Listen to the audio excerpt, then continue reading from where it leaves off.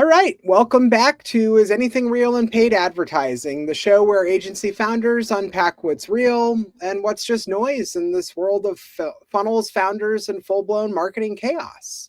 I'm your host, Adam W. Barney, and today's guest is someone building a new kind of business, one that's rooted in resonance and not just reach. Lea, welcome in. Let's kick things off here. Is marketing broken? Is anything in paid ads real, or are we just too misaligned with the way we're doing it? Hi, thanks for having me. I think marketing can be broken. One thing that a founder recently was like, marketing doesn't work. We tried it and it didn't work. And I said, I think we just haven't found the right way for it to work for us. And Right. sometimes paid marketing can be helpful, but not always. I love that. And I mean, I know one of the things that you mentioned in one of your previous conversations in your days at your previous company was that the CEO had mentioned marketing doesn't work, right? So that resonates back on what you just mentioned. But what do you think was actually going on behind that question?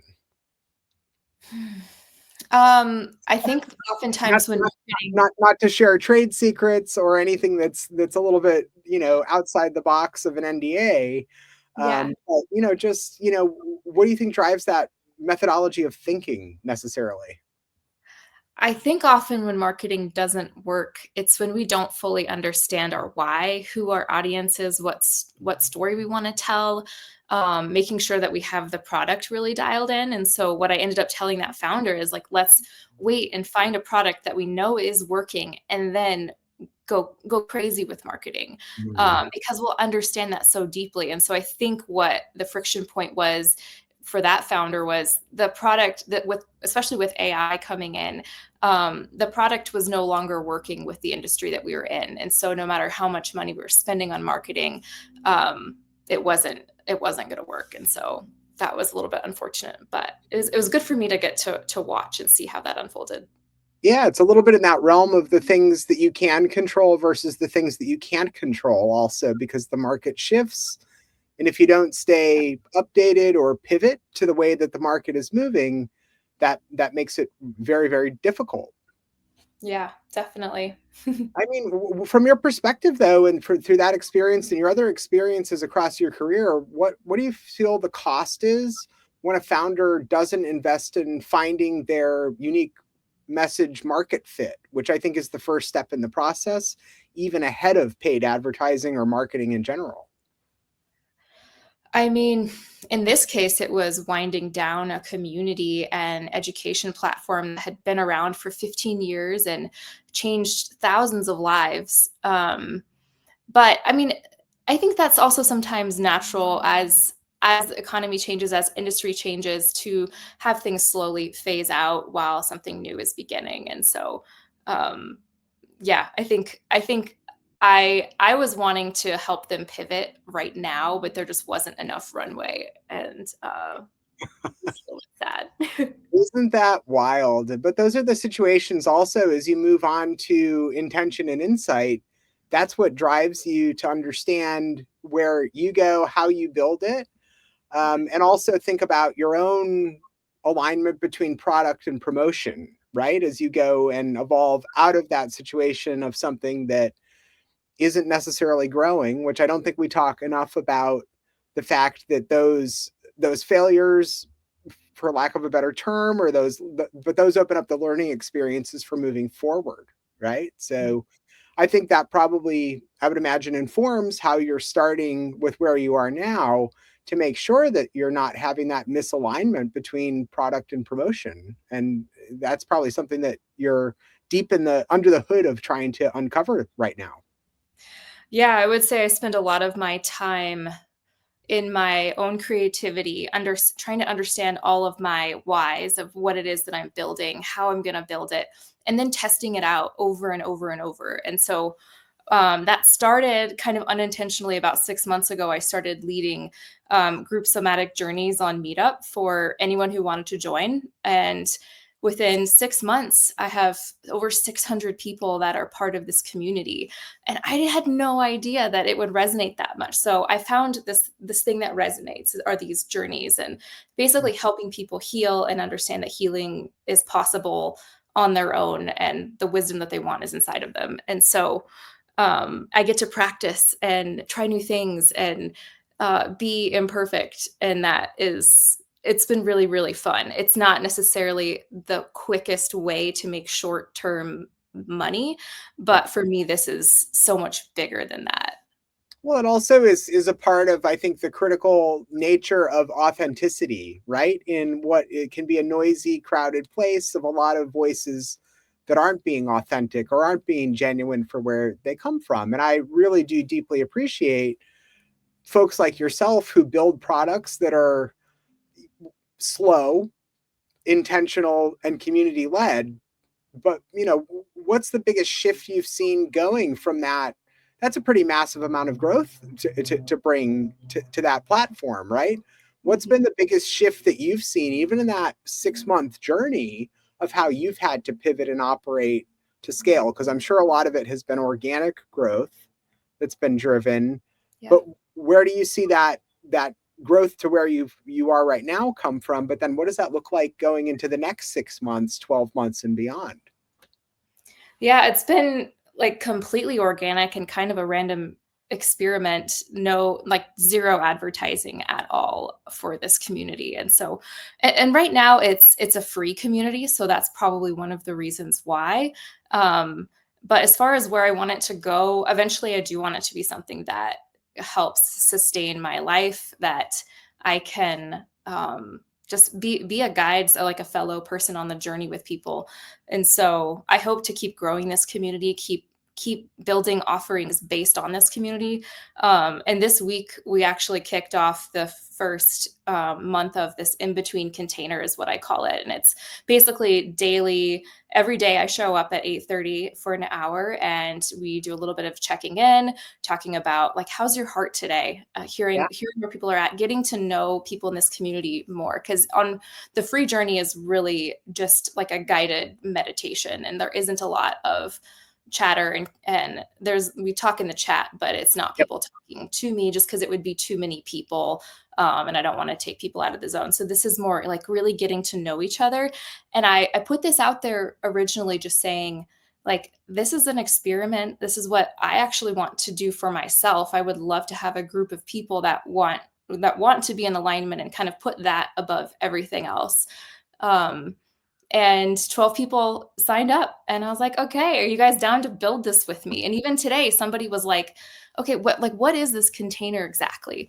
Mm. Um, and I was like, this is something that is shifting. And honestly, I don't know exactly what it's gonna be, but I know right now, um, I want to get to know you guys better. I want to support you guys, show you the tools that have helped me grow so much, and just do this together. And so I think a lot of the marketing strategy for me is around building community, which Yep. is something that really is in my heart of what I love to do.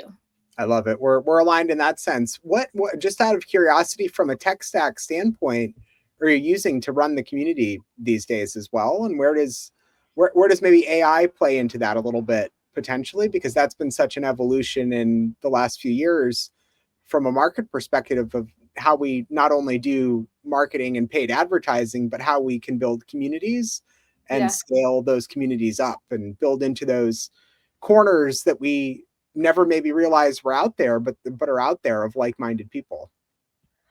Yeah, I mean, when I first started this, I wanted to do something that was sustainable. I've gone in different directions where I spend so much time developing something, and then later on realize like, oh, I actually need to pivot, and I wasted all of that time. So Meetup was a really easy place to start. I just built this thing and didn't touch it, and people showed up for months, and I just got to practice doing what I loved. And now that we're building that community out quite a bit, going a lot deeper, I've decided to move to Slack to be kind of the main piece, especially for this in between container that I've started. Um, and it's a test, and it's really easy because I it's not very difficult to create a Slack channel and a Right. Slack community. And so I like Slack because I'm already in there quite a bit. I'm Yep. also a software engineer background, designer background, and I love the ability to be able to put in different links, and people can jump in huddles if they want. I want to I want this community to be able to hold as much depth or as little depth as people are looking for, whether it's just like showing up for a journey once a month or really being in it and talking about what's going on throughout their day and stuff like Gotcha.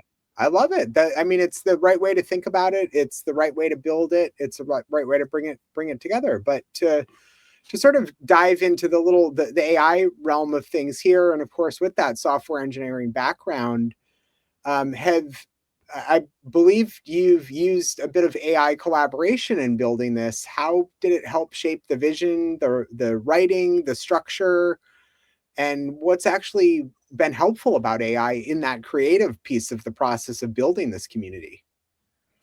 I don't think I would be even doing this if it weren't for AI. It's made it way less intimidating to lead journeys, and also to help me think through what it is that I'm building and help me figure out my whys. I do so much brainstorming with AI. Like, yes, AI can automate, can get you, you know, like tons of information, but it can also take you deeper inside yourself and help you understand all of the different things. So I've used AI to help.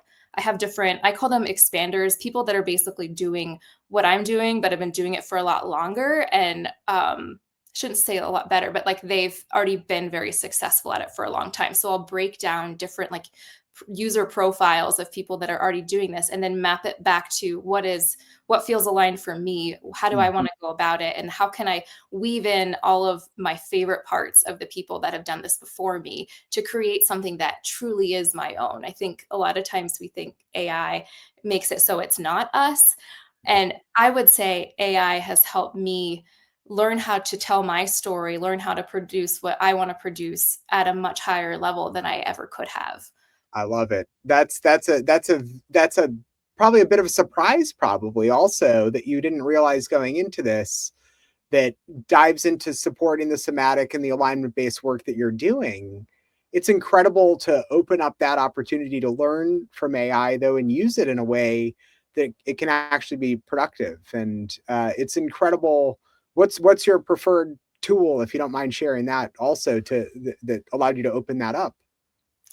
Primarily ChatGPT. I've tested out a few of the other ones, but ChatGPT works best, like really well for me. I haven't found a reason to switch. I also use AI note takers, which help quite a bit, getting context from different meetings that I have. And it specifically ChatGPT projects. I have everything, every like facet of my life is in a project, and then I have different threads for specific things. So for what I'm building, I have a folder that kind of holds all of like the consulting work that I do, and then one specific one for this in between container.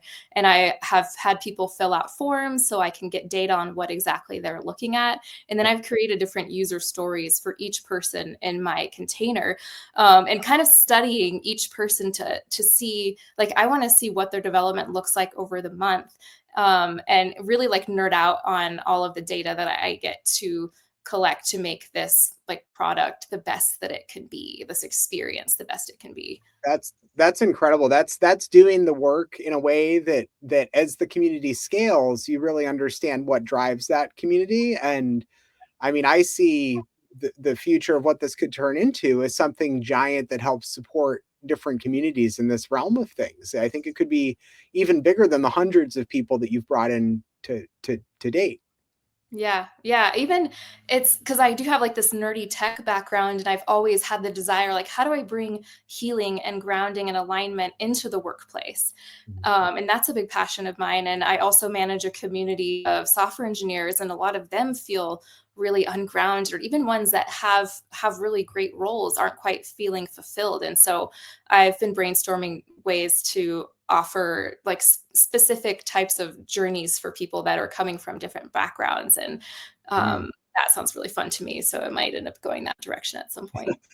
I mean, and then in that realm, as you kind of imagine what that looks like, do you think it's possible to scale without the noise that's around? And what might that part of that path actually look like? Because there's so much noise in these spaces of community building. There's so much noise in Yeah. terms of trying to grow the community. There's so much noise in terms of using the tools. How do you step away from that to really center into yourself? I think the way that I step away from it and center into myself is, first of all, getting into alignment, feeling grounded, and then creating for a while without thinking about the audience that's going to receive it, just for a little bit, not judging any of the ideas, but like go on these little creative rabbit trails and let that take me where it wants to go. And then later on, figure out, do I even want to share this? Which audience wants to hear this? Yep. And like putting that, but first of all, like I have to get kind of in my own little cocoon of creativity. And so it's been like it's starting to become one of my favorite things to do is to get in that little cocoon. I love it. It's so important in the way we balance and build is to find those pockets of space and time that allow us to reflect. Yeah. So that's powerful. I also love tying in the idea of rabbit trails here. And that is what it is. So super interesting. I would love from your perspective though, as we kind of approach the endpoint here, what's one marketing channel you see as underrated in 2025? Or what's the next up and coming marketing channel? Maybe not right for what you're building with intention and insight, but just overall from your career experience. Hmm. I kind of like to weave through all of them, but I don't know if this is technically a marketing channel, but I've started instead of optimizing for like SEO, optimizing for I would love to be some like people are I think using AI to get recommendations far more than like a Google search. And so I'm kind of slowly trying to instead of doing the typical things that in my mind make content really messy with hashtags and like emojis and stuff, really optimizing the content for AI. And because I think AI, at least right now, recommends things based more on value than paid advertising. So I really want to dive more into that over That time. sounds like a really interesting area to dive into, and I think we're moving there. It's not just about how some of these jobs out there across any industry are shifting from the impact of AI to people who can prompt and then QA. I think that there's also that realm of how do you use AI to amplify, right? Not just directly, but indirect amplification is really fascinating to think about. And Yeah. you have to wonder across some of these platforms if some of the open-ended nature of the way that they work is an opportunity to dig into that and be able to understand how to use that system more fully. I have Yeah. to say, an agency owner that I was recently speaking with mentioned that they had a client that they closed who prompted ChatGPT for marketing agency suggestions for their business, and that's what led them to the front door of that marketing agency. It's incredible. I had never thought about that use case being a part of the value of AI, but if you can build, I like how you pulled it back to SEO also, and how you used to be able to navigate your rankings on the SEO on the search engine's result page by understanding how SEO works, navigating that back end of AI so that you can have your whatever you're building show up is incredibly transformative as well. Yeah. Yeah, for me, it feels more fun to go and it's also learning something new. I know that I'll have so much to learn as I go, but I'm excited because I don't really do Google searches anymore, even if it's, like, for a dentist or for a place to go out to eat, like, and it's not just a quick, like, "Hey, give me these recommendations." I'll talk to AI for a while and give it the full context, Yeah, and then I find that the recommendations that it gives, I mean, they're highly, like, personable to me. And right. so I like that.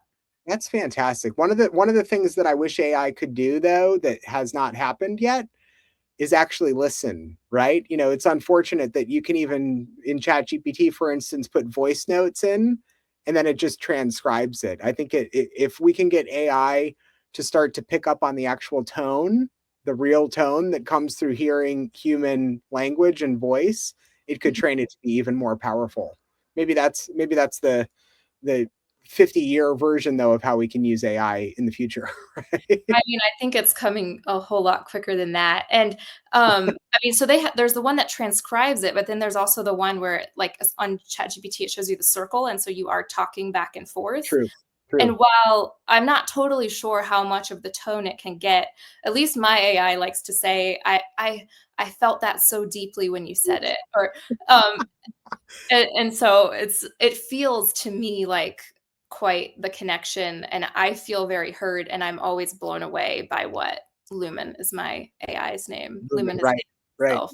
Um, what I get back, and it's so helpful to be reflected back to. Like, a lot of us crave to be heard.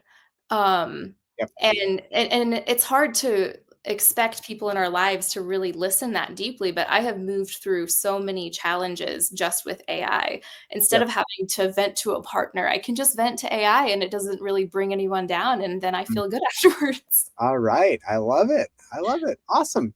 Leah, this has been such a refreshing take. Where can folks connect with you or join one of your upcoming somatic journeys? Yeah, my website is intentionandinsight.com, and there is links throughout my website, but on Calendly, and I can give Adam the link to that. You can join a session, and I'm also on Instagram at Intention and Insight as well. Fantastic. And if someone listening is stuck in a marketing rut, they're pushing content with no connection, what's your real talk advice to get back to alignment? I think just get pause. Like, when I feel stuck, my inner voice always just says pause, rest, be inspired, be creative. Like, get back to you without worrying about production and how that's going to go. It just, if we keep going on a in a direction where we aren't aligned, it's going to be a lot harder to pull back those layers and start again. So, Love it. I love it. Incredibly powerful. Well, thank you, Leah, for joining us today on Is Anything Real in Paid Advertising, where we separate what's real from what's just noise. I'm your host, Adam W. Barney. Be sure to subscribe wherever you get your podcasts and leave a review here if something sparked in your brain. But Leah, thanks. thank you very much for joining today. I really appreciate it, and I'm sure you've led the audience here to some really powerful ideas of alignment and how they can step back to recenter and grow in that sense. Thanks, Adam. Want to clean up your offer and install a lead gen machine that won't burn you out? Head to adamwbarney.com and check out the Agency Growth Sprint, built for $250K to $5 million a year ad agencies ready to scale with clarity, not chaos. If you're done duct taping systems and sprinting to nowhere, it's time for strategy that sticks. Visit adamwbarney.com. Clarity over chaos, always.